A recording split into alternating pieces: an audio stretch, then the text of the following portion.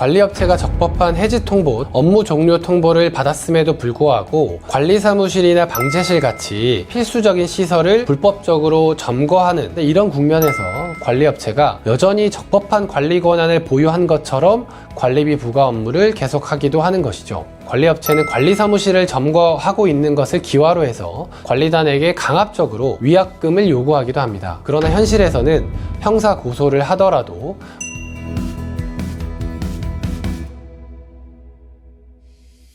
안녕하세요, 이현조 변호사입니다.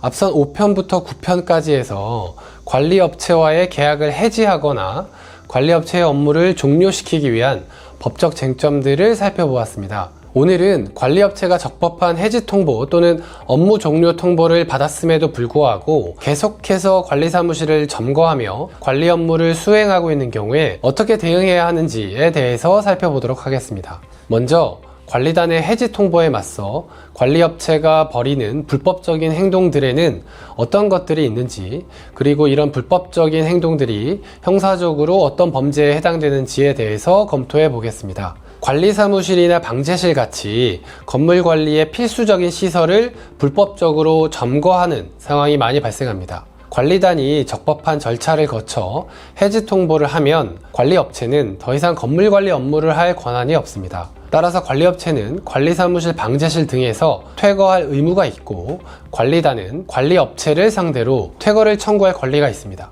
그럼에도 불구하고 관리업체는 해지 통보의 효력을 문제 삼으면서 관리사무실과 방제실에 대한 불법적인 점거를 계속 이어나가는 것이죠. 이러한 행위는 적법한 점유권한, 관리권한 없이 관리사무실 등을 점거하면서 관리단의 관리 업무를 방해한 것입니다. 그래서 관리단 및 관리인에 대한 위력에 의한 업무 방해죄, 퇴거 불응죄 등이 성립할 수 있습니다. 두 번째로 관리업체가 관리비를 징수하는 등 관리 업무를 지속하기도 합니다. 관리비 청구권은 원칙적으로 관리단에게 귀속이 됩니다. 그리고 관리업체는 관리단의 이 관리비 청구권을 대행하는 지위를 갖고 있을 뿐입니다. 따라서 위탁관리 계약이 해지되면 당연히 관리업체는 관리비 징수 권한을 보유하지 않습니다. 그런데 이런 국면에서 관리업체가 관리비 징수를 할 수 없음에도 불구하고 여전히 적법한 관리 권한을 보유한 것처럼 관리비 부과 업무를 계속하기도 하는 것이죠. 이 경우에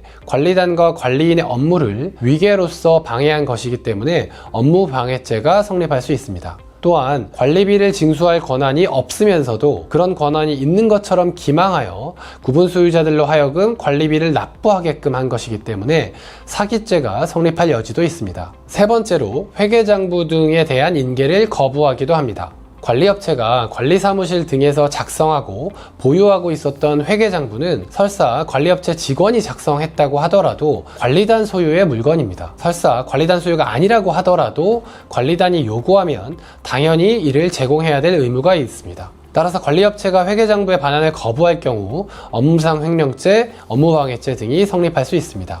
네 번째, 관리업체가 근거 없이 위약금을 요구하는 경우도 있습니다. 계약이 적법하게 해지되었다면 계약 위반 사항이 있을 수는 없기 때문에 당연히 위약금이 발생할 여지도 없습니다.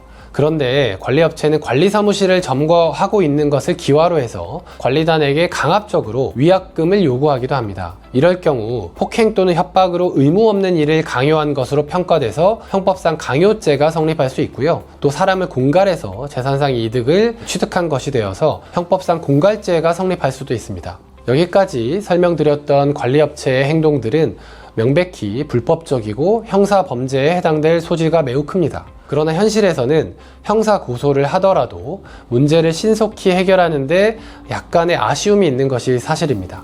형사 고소에 한계가 존재하는 것인데요. 첫 번째로 결과가 나올 때까지 시간이 매우 오래 걸립니다. 관리단으로서는 당장 이런 불법적인 상황을 해소하고 싶지만 형사 고소를 할 경우 경찰에서 첫 번째 판단이 나올 때까지 최소한 3-4개월 이상이 걸립니다. 경찰에서 혐의가 인정되어 검찰에 송치된다고 하더라도 보안 수사 절차까지 고려하면 법원에 기소될 때까지 최소한 6개월 이상이 걸리는 것이 보통입니다. 또한 기소가 되더라도 1심 법원에서 유죄 판단이 나올 때까지 또 추가로 6개월에서 1년 정도가 걸리고요. 항소 상고를 해서 대법원 확정될 때까지 기다린다면 최소 2년은 걸리게 됩니다. 그리고 두 번째, 수사기관과 법원에서 혐의를 인정하거나 유죄 판단을 하더라도 그 결과로 형사처벌이 이루어지는 것이지 관리업체로 하여금 즉각적으로 관리사무실 점거를 해제하라는 명령을 내리는 것은 아닙니다. 특히나 벌금이나 징역형의 집행유예가 나오게 되면 관리업체 측은 그대로 형사처벌을 감수하면 그만입니다. 즉 현실에서는 어떤 변화도 없을 가능성이 있는 것이죠. 그리고 세 번째, 범죄 혐의가 인정되지 않을 가능성도 있습니다. 관리업체는 관리인의 법률상 지위, 계약 해지의 법적 효력 등에 대해서 민사소송을 진행하고 그런 과정에서 자신들의 행동이 적법하다고 주장하기 마련인데요. 이럴 경우에 범죄의 고의가 인정되는 것이 쉽지 않습니다. 형사 고소를 했는데 불송치 또는 불기소 처분이 나올 경우에 오히려 분쟁은 장기화될 수밖에 없습니다.